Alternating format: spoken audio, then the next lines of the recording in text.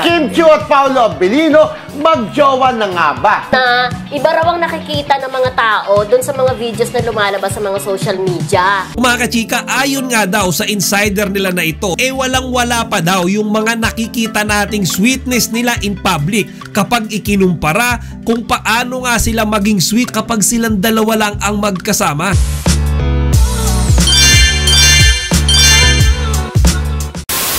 Magandang araw mga kachika, Rigel po ulit ang Chika Patron.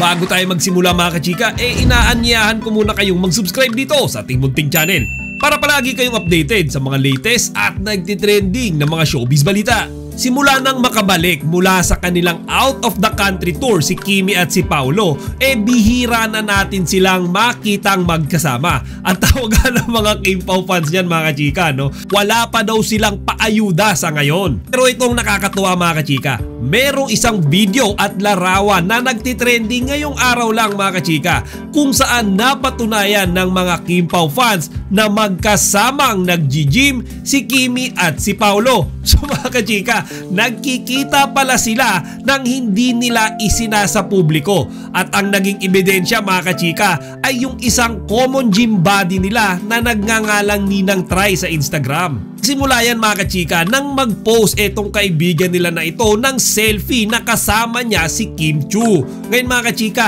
ilang oras pa lamang ang nakakalipas, bigla naman itong nag-post ng video. At makikita natin mga kachika sa video na yan na hindi niya sinasadyang mahagip si Paolo Abilino sa kanyang likuran. So mga kachika, ang dami kaagad assumption ng mga Kim Pao fans. Nung mga oras na iyon, sabay nag-gym si Kimi at si Paolo kasama nga etong kaibigan nila na ito na si Ninang Try.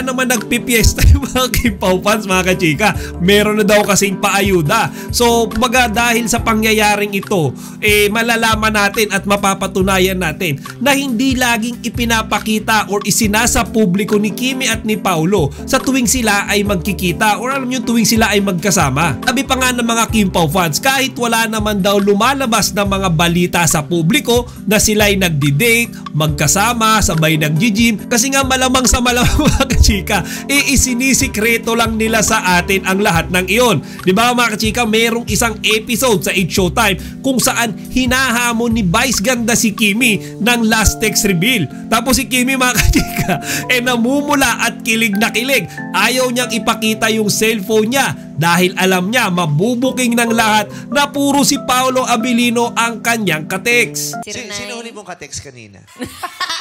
Kanina ko na good morning kanina. O text reveal o. Cellphone. Last text reveal o. Wala! Naya! Last text reveal tayo. Ito tayo last text reveal. Last text reveal. Gusto nila na last text reveal. Ayaw ko sa pangalit!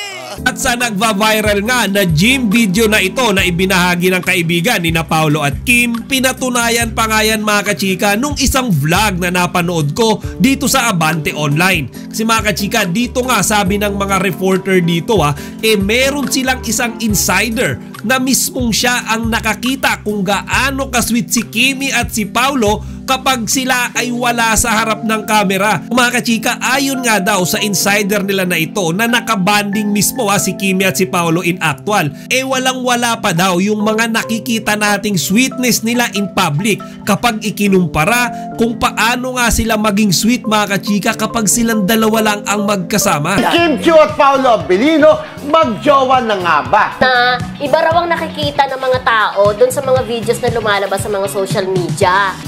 Meron tayong friend na natin siya, di ba? Si Marcelita. Ang nagbigay ng pagkakalala mo ngayon, di ba?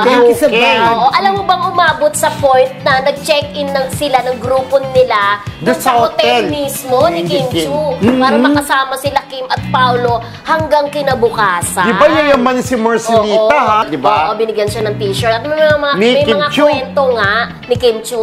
May mga kwento nga na ang nakikita lang doon sa social media ay ilan lang yun, mas sweet daw. Sa off-cam. Dalawa lang daw sila. Di may something lang. Kumbaga, dinidelay lang nila. Kumbaga, siguro kinikilala mo ng isa't isa. Dapat Feeling ko mga kachika, nakita mismo nung dalawang mata netong insider ng Abante kung paano maglambingan ang Kim Pao nung nakasama niya nga ito doon sa hotel na pinag-check-inan nila. Dagdag pa nga ng mga reporter dito mga kachika, malaki daw ang posibilidad na medyo dinidelay lang daw ni Kimi at ni Paolo yung kanilang pag-amin sa publiko. Kasi mga kachika, mas kinikilala pa daw nila ang isa't isa, siguro'y pinaghihilom yung mga sugat doon sa nakaraang relasyon. Partikular na si Kimi mga kachika na wala pang isang taon mula nang siya ay iniwan ni Xian Lim.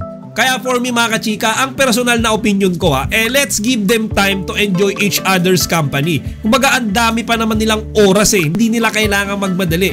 Ang importante nakikita natin silang masaya, nakikita natin silang magkasama, at higit sa lahat, ultimo yung mga kaibigan nila, mga kasamahan nila sa trabaho mga kachika, ay alam na kung ano ba talaga ang namamagitan sa kanilang dalawa. Kaya nga unti-unti nang binubuking ng mga ito ang tunay na estado ng relasyon ng Kim Pao sa atin. O siya mga kachika, hanggang dito na lang muna. Sana huwag nyo kalimutang ibahagi ang inyong mga opinyon dito sa comment section. Chika Patrol signing out! Huwag kalimutan mag-like, comment, and subscribe. Para sa iba pang mga celebrity news, i-click lamang ang mga videos na ito.